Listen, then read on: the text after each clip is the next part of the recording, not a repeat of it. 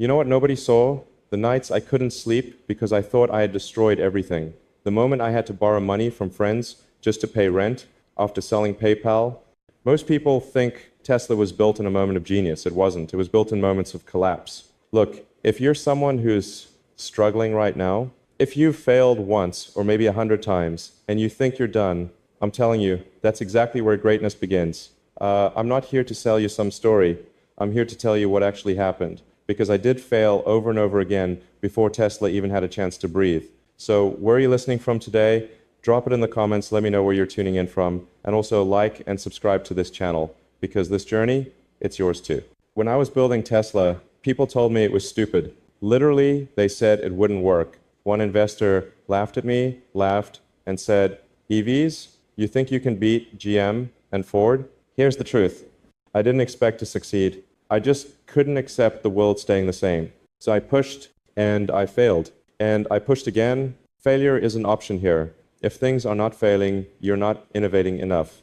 That's what I said then, and I meant it. And I still live by that rule now.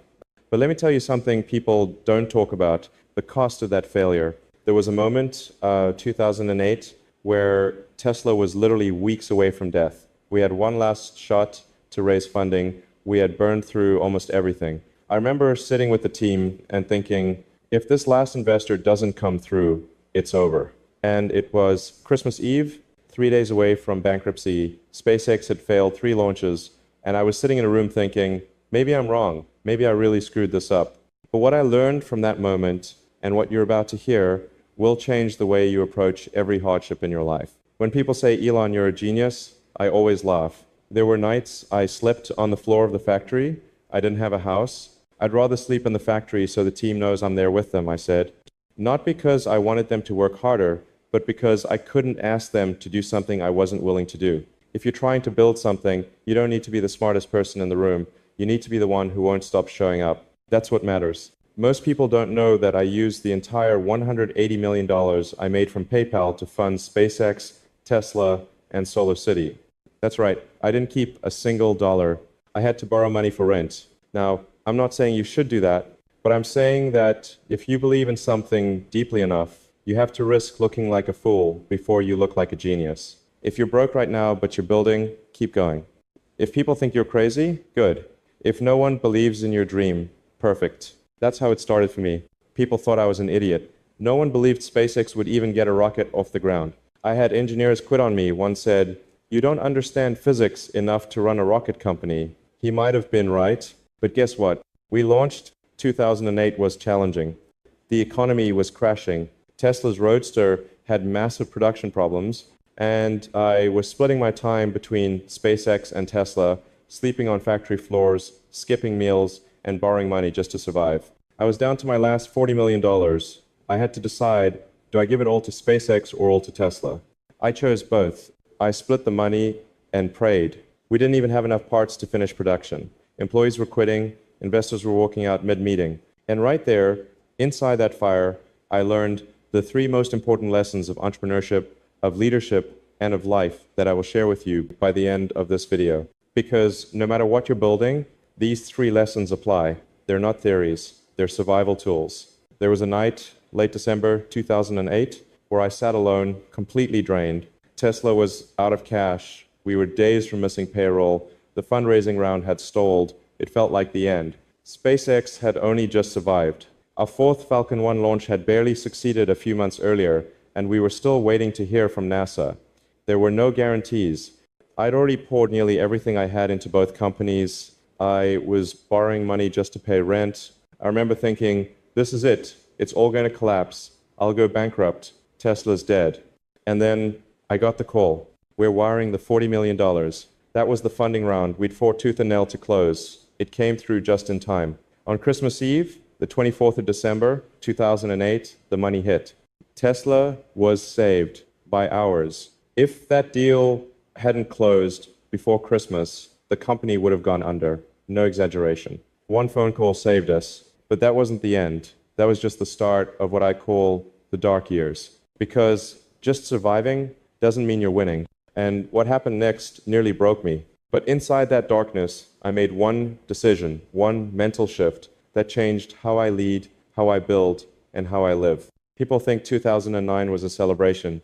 It wasn't. Sure, we got the funding, we could pay staff again, but we had no clear product roadmap, no stable supply chain, and public trust in Tesla, near zero. One journalist wrote, "Tesla is a Silicon Valley science experiment, not a real car company." Even some of our own team wondered if they should leave while they still had options. And I don't blame them. I didn't have answers. I just had responsibility.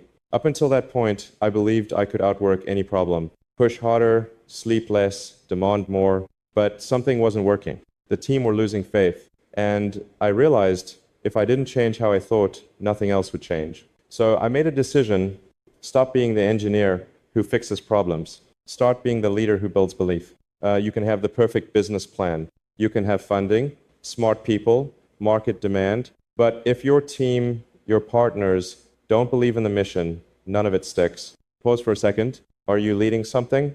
A project, a team, a family, your own recovery? Then ask yourself this: do the people around you believe in what you're doing? Or are they just following the routine? That's where real leadership starts. In those years, between 2009 and 2012, every step forward came with 3 steps of criticism. Tesla is a toy. Musk doesn't know the auto industry. Electric cars will never scale. And we were still hemorrhaging cash. We had a saying inside Tesla back then: every week we survive is a miracle. People see the Model S now and think it was always like this. But the Model S almost didn't exist. We had to rebuild the drivetrain, redesign the battery architecture, and re-engineer manufacturing itself. I remember walking the Fremont factory one night in 2010. It was silent. Everyone had gone home. I stood there staring at the empty floor and asked myself, if Tesla died tomorrow, would it have mattered? Not to investors, not to press, but to the world? Would we leave anything behind? That night, I decided Tesla isn't a company, it's a mission.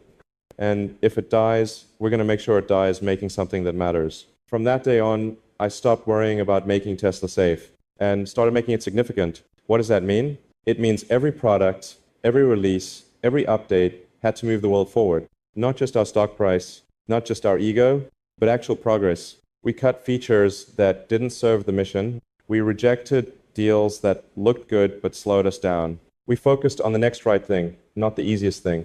That mindset saved us. These are the actual filters I started using during those years, and I still use them today. 1. Does this solve a real problem? If not, drop it. 2. Is this decision reversible? If yes, move fast. If not, go slow and get it right. 3. Would I be proud of this 10 years from now? If the answer is no, don't ship it. These 3 filters simplify complex chaos. Use them in business, in life, in relationships. Let me tell you something most people don't know. The first Model S prototype, the one we demoed for investors and press, almost didn't start. I'm talking 30 minutes before the presentation, the car wouldn't boot. Engineers were under the hood rewiring things manually while I was upstairs prepping slides. I remember standing behind the curtain thinking, this is it. Either we impress the world or we confirm every doubt they've had. We launched it. It worked, barely. But that one moment, that one successful reveal, bought us another year of trust. And that year gave us the breathing room to stabilize. You know what's crazy? Years later, people ask me, Elon, did you ever almost quit? Yes, all the time. But that's not the point. The world doesn't care how close you were to the edge. They care that you made it, that you finished, that you showed up anyway. So here's what I want you to do today.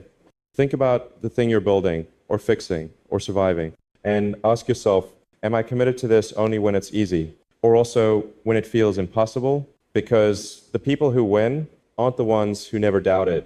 They're the ones who recommitted after the doubt. By 2013, Tesla was no longer a secret. The Model S was winning awards. Sales were climbing. The media was buzzing. Most people think success means peace. But for us, it was the exact opposite. Suddenly, every mistake felt magnified. Every delay was a headline. Every decision became a test. Because when you win, everyone expects you to never lose. And that pressure, it can crush even the strongest. Here's something few talk about. Success doesn't solve your problems.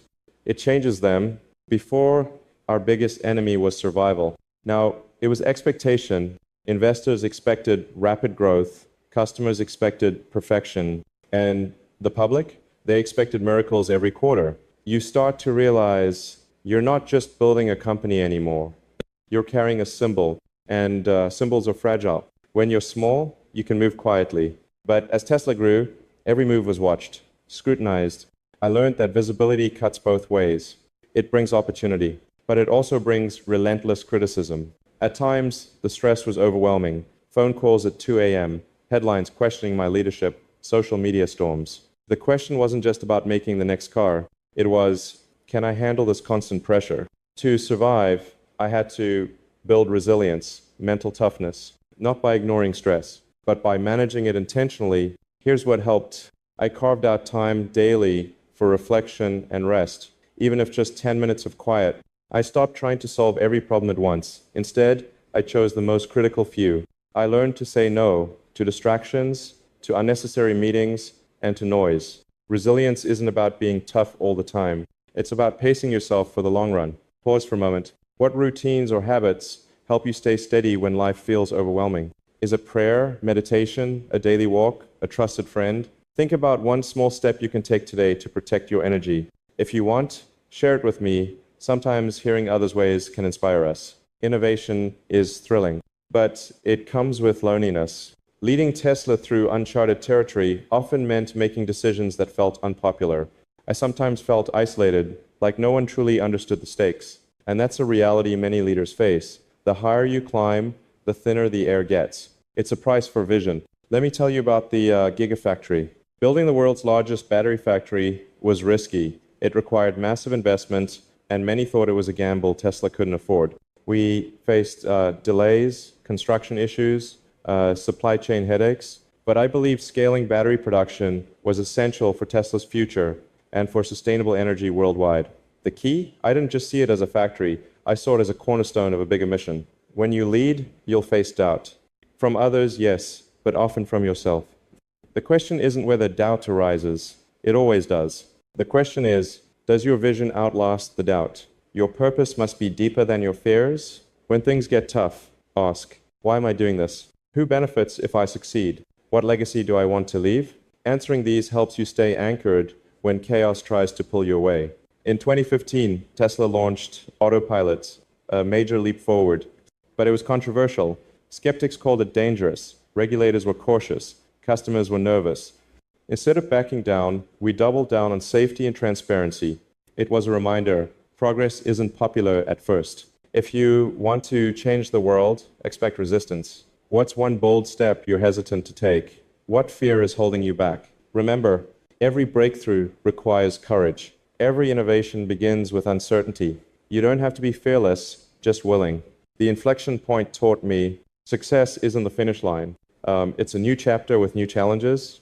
If you want lasting success, prepare for the pressure. Learn to thrive under the spotlight. And never forget, your mission is bigger than the moment. The Model 3 was supposed to be Tesla's breakthrough, affordable, mass market, game-changing. But turning a vision into reality, that's really smooth. In 2017, excitement was high. Pre-orders poured in. The world watched. But behind the scenes, the pressure was mounting. Production delays, cost overruns, and a relentless race against time. This was the moment when perseverance would be tested like never before. Going from making thousands of cars a year to hundreds of thousands isn't just a numbers game. It's like building a skyscraper while trying to live in the apartments. We had to invent new manufacturing processes from scratch. Robots malfunctioned, supply chains faltered.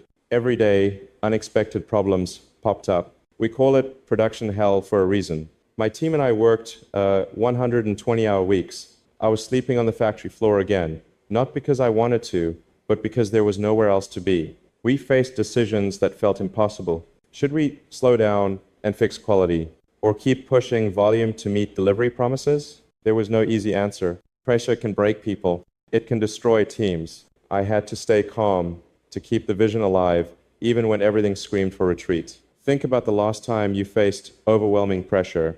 How did you respond? Did you lash out, withdraw, or find calm? One thing that helped was breaking massive problems into manageable chunks. Instead of fix the entire production line, we focused on fixing one robot at a time, one assembly step at a time. It's a strategy anyone can use. Identify the biggest bottleneck, solve that first. then move on. Small wins build momentum. I'm not going to sugarcoat it. That period took a toll on my health. Stress became chronic.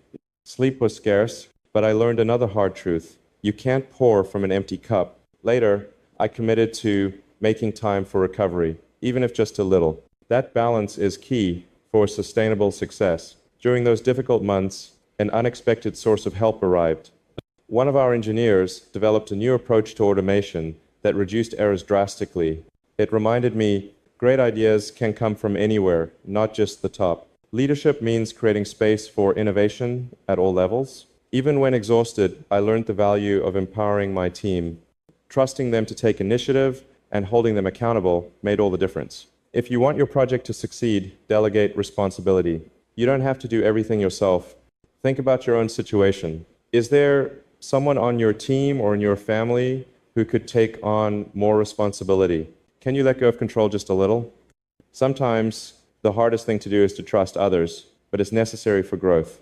Eventually, the tide began to turn. Production stabilized. Cars started rolling off the line. Customers got their deliveries. That victory wasn't about luck.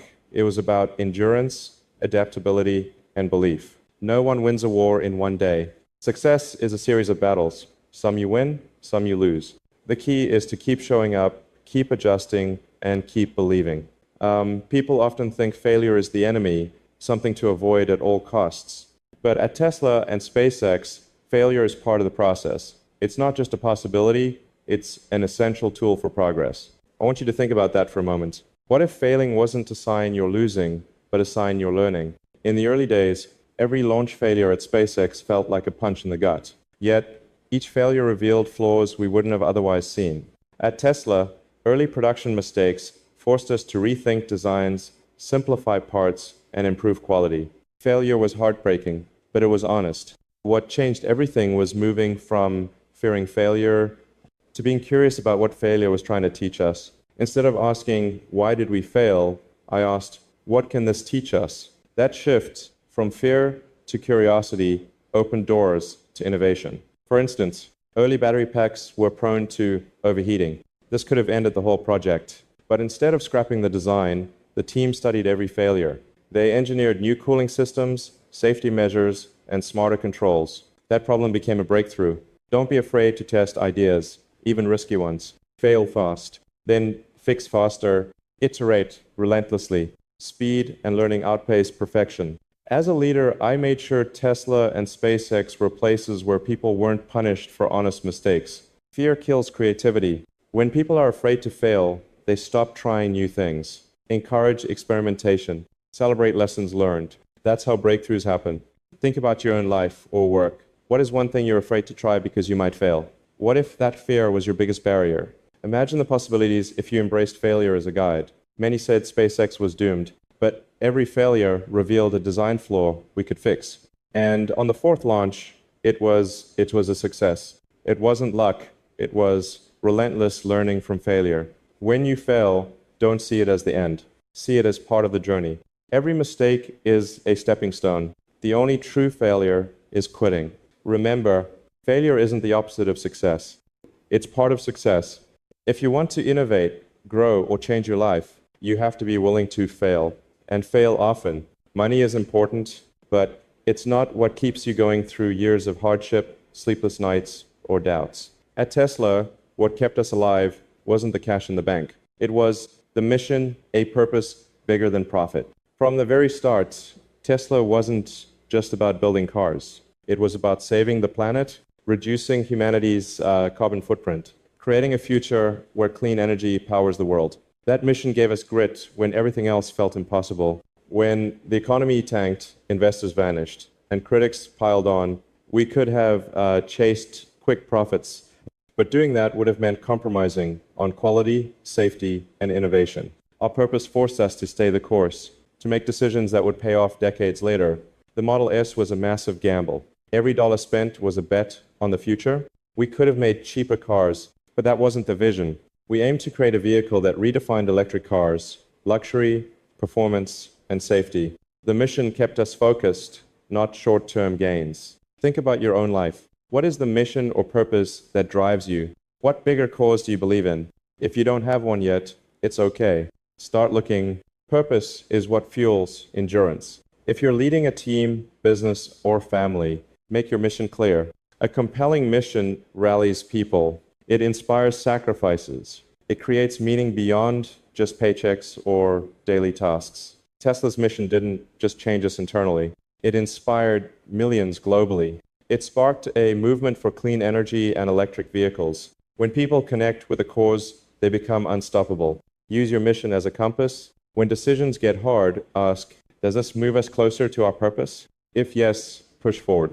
If no, rethink. This simple practice saved us countless times. For me, it's about legacy, about doing something meaningful with my time here. I want to leave the world better than I found it. That thought kept me going through every struggle. Your mission, whether big or small, matters. It gives you strength, direction, and hope. And when you connect deeply with your purpose, obstacles become stepping stones. Success isn't about doing more. It's about doing less, but doing what truly matters. At Tesla, learning to say no was one of the toughest but most important lessons, because every distraction drains energy. And when you're fighting for survival, energy is everything. When Tesla was starting, we had big dreams. Energy storage, solar roofs, electric semi-trucks. The ideas were exciting, but the reality was harsh. We had limited resources, time, money, and people. Spreading ourselves too thin risked everything. As entrepreneurs, it's tempting to chase every opportunity, every shiny idea, every possible revenue stream. But that's a trap.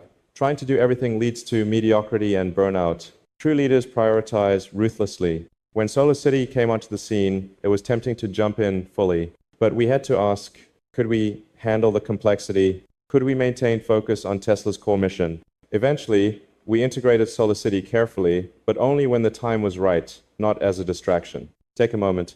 What projects or distractions are pulling your attention away from your main goal? Write them down, then practice saying no to at least one thing this week. It's a powerful start.